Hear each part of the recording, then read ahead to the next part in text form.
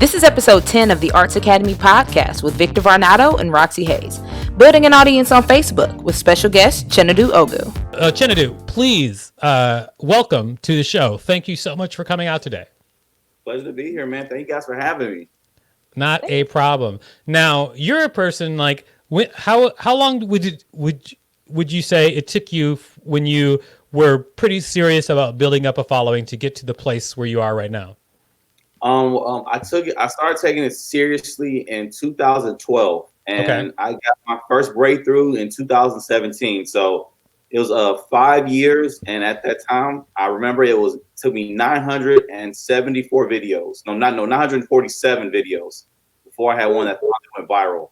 So it was just a matter of being consistent, looking at trends, and understanding what my audience wanted to see. Mm-hmm. The video that ended up blowing up was, because I kept trying to make videos that would reach national attention, international attention. That's what I was going for. And of course, it's what we all want. But what ended up happening was it was a video that was a part of a local trend in my city in Houston, ended up taking off. And it was, I wrote that script such a long time ago. I didn't think anything of the video though. It's about Houston culture. Like if you're from Houston, it was stuff we all know. So I didn't think it would. I think like it's just, it's cool, but I don't think they're gonna laugh at this. And I made it, because there was a trend going on at the time though, and that was the one that ended up getting 1 million views in a day. And from there, all my old videos from like 2014 that had like 30 views now had 30,000 views because they all just went back in time and just started watching everything I made. And then from there, just wanted more content. So it was great. I had that many videos, but let's say it took probably about a good 5 years before I saw any return on any of the time put in. Oh, okay. Well, then, that's really interesting because, like, I feel like that is the most common version of stories of people like saying they're getting a following where they're just trying and trying and trying, and then one thing goes viral. Rather than, I feel like nowadays there are like even more purposeful ways of creating a following. Like people are like, if you follow X, Y, and Z, you're going to get following. And in fact, I think one of my favorite articles, I actually sent it to you, Roxy, is in Forbes, and it's this guy who runs his marketing company, and he says, and he basically says, if you want 250,000 followers on your Facebook page, this is how you can do it in a month. And he just lays it out. It does also cost some money, but he basically just. But not what you. It doesn't cost what you think. No, like a whole lot. Yeah, it doesn't cost a whole lot.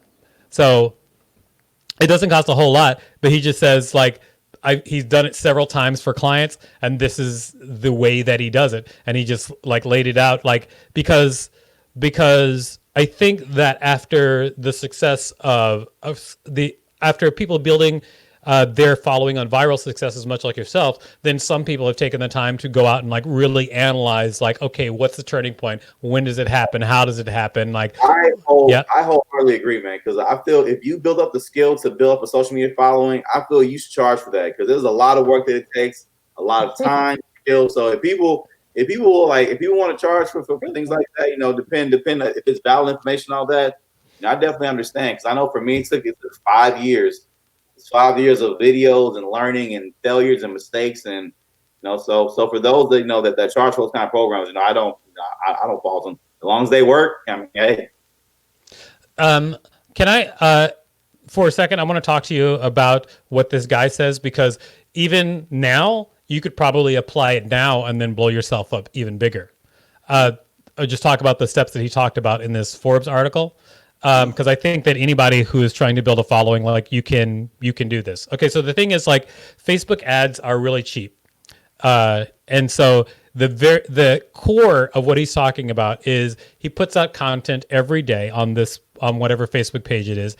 He says 4 pieces of content, but of course you could do more or less if you wanted to, and then he boosts everyone with Facebook ads, and he boosts each one for like $5. So like not a lot of money. Okay.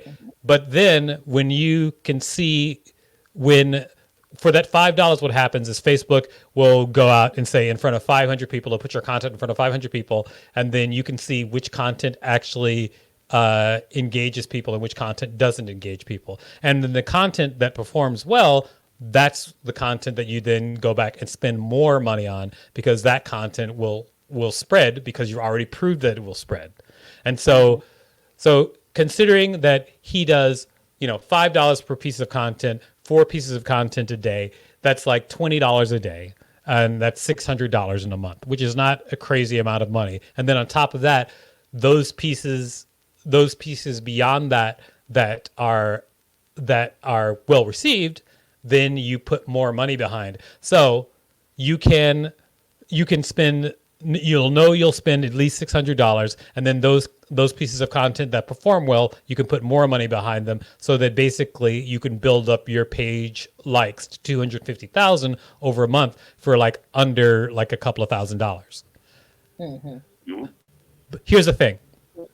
If you don't have a couple of $1,000s, there's still a huge lesson you can learn from this. Because if you don't have a couple of $1,000s, you probably have over a month $50. And if you have $50 over a month, you can get 10 things and put $5 behind them and find which one is good, and then do the same process but much slower over time, where maybe you won't build to 250,000 followers in 1 month, but you still will build. So that's why I love articles like that, because like even if everything they say isn't for you, you can always like divine from it other ways to build your following. Can you link the article in the comments too? Yes, I have to look it up. So you guys vamp for a second while I look it up. Okay. So I think, so basically what the article is kind of saying is it gives you a way to figure out what part of your content works best for your fan base. How did you kind of figure out what worked best for your fan base? Because I know you do a lot of Houston and it's centered on Texas. So was it one video or what kind of?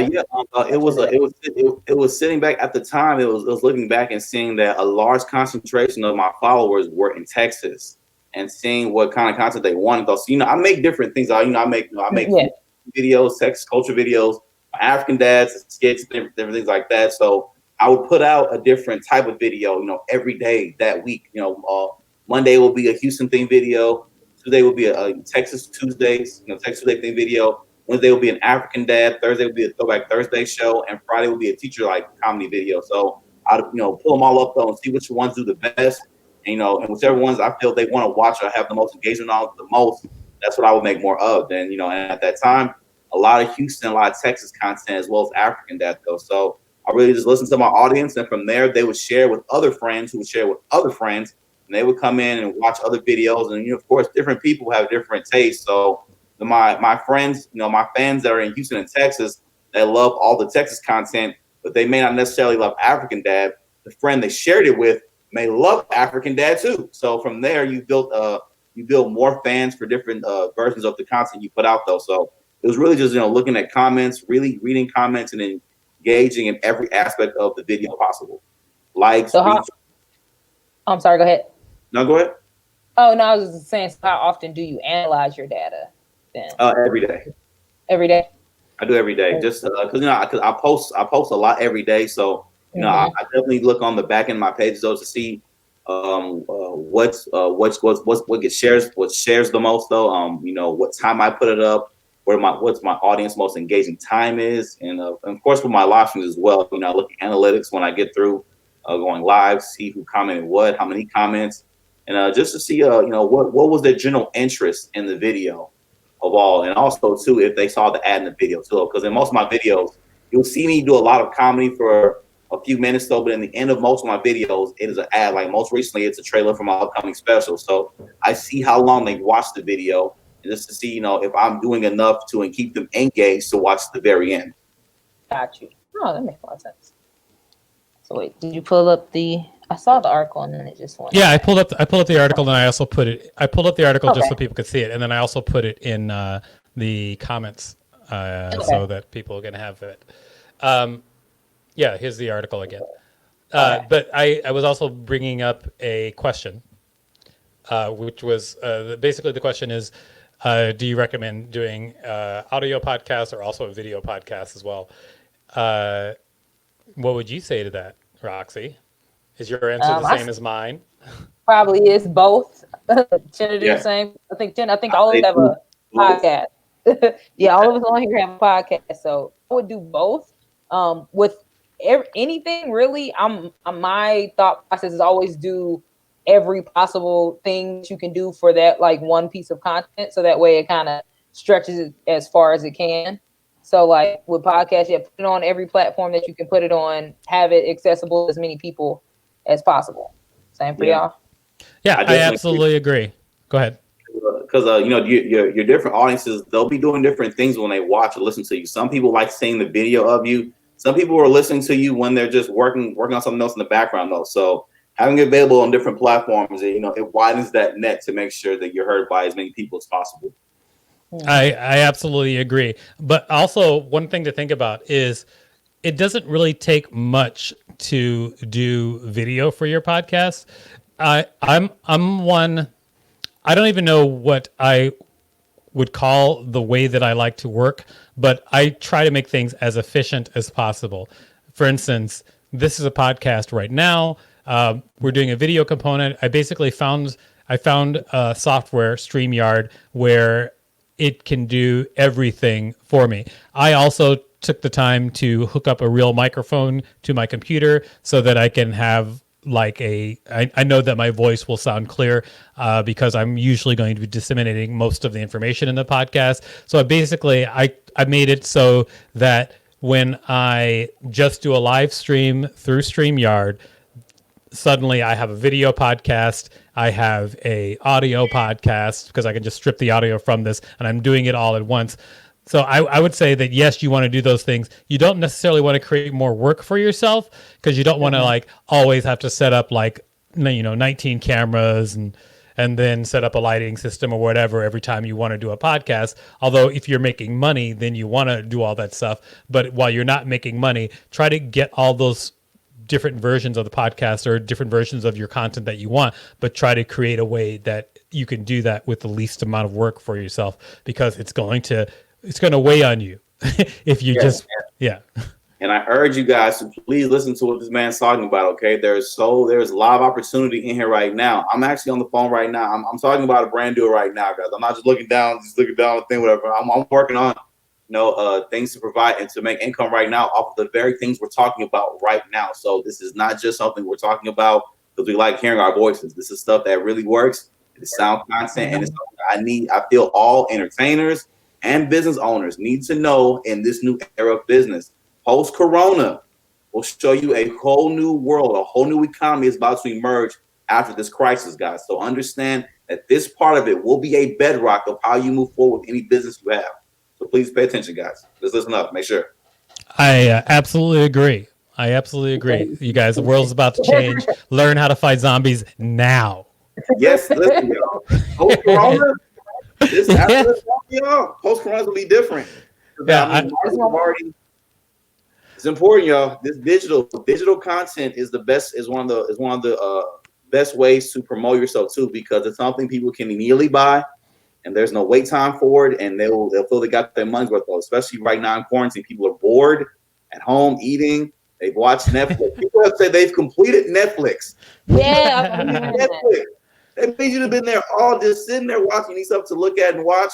If you have content, so all of my creators, people who have your short films, your stand-up specials, this is the time to learn how to market yourself and sell now. Even if I know right now it's only a matter of time before companies like Netflix and Hulu, who traditionally only pick up projects through agencies and things like that, it's only a matter of time before they contact the individual creator who already has the ready-made project, because at this time they need content to put out. A big basis of what Hulu and Netflix does is new releases. If you have no new releases, it loses that value day by day. So they're looking for that constant content. So if you are those creators, this is also the time where there's chaos. There's also opportunity, unfortunately. So this is opportunity for a lot of creators to get it out there. I don't mean to talk too much, though. I just wanted to. No, this is great. I'm glad that you are into giving information out. I don't think people are into it enough, like sharing information. I don't think people do it enough, which is one of the reasons why I'm doing this podcast, because I think that there should be places where you can just ask questions and get information, because why not share? Yeah, people think too often that every bit of information they give makes someone else a competitor to them, and that's not true. Really, and I tell people, it's so many comedians that I know that are doing so much better than me, But then there are other comedians that are doing so much better than them. It just goes to show you that it's so much room for everyone to grow in. I mean to brag on my friend down here, Roxxy Haze. I ran deals myself, and so does she. She has deals with NASA right now. You know, she doing like big. I ain't trying to speak on everything she's doing right now, but her stuff, she got a lot of dope things too, and so do I. So it's so much room. It's room for everyone to grow and thrive. And I just tell people, and it's an audience for everybody. Like no matter what your niche is, there is an audience for everybody.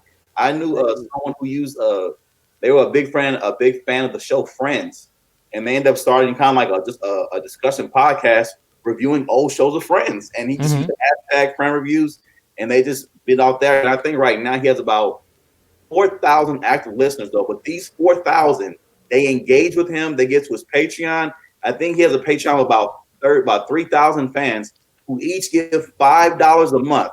Ooh. Because they love hearing him talk about Friends. So this guy makes $15,000 a month to talk about Friends. A show that's been off the air for 20, 30 years? Yeah, like 20 years now. Like it's been off the air. But that's a goes for you that there is an audience for everyone. And put consistent, like you said, put consistent content out and put it on, just to go back to the question, put it on every platform that you can. Because you never know who's going to listen or who's going to find it or how you can build a fan from there. So keep doing. That's how I got the NASA thing and the Hot Topic thing. Somebody saw it. Somebody worked with the company and they contacted me. So and shout out Roxxy on that Hot Topic though. You know what I'm saying? Let them know. Let them know. Let them know. Anyway, and with that dance break, we're going to end this podcast. Thank you so much for tuning in. Chinedu, thank you so much for being here. Roxy, wonderful as always. Thank you for the Afro Puffs today. All right, everybody. Thanks a lot. Signing off. bye. You can find us at artsacademypodcast.com.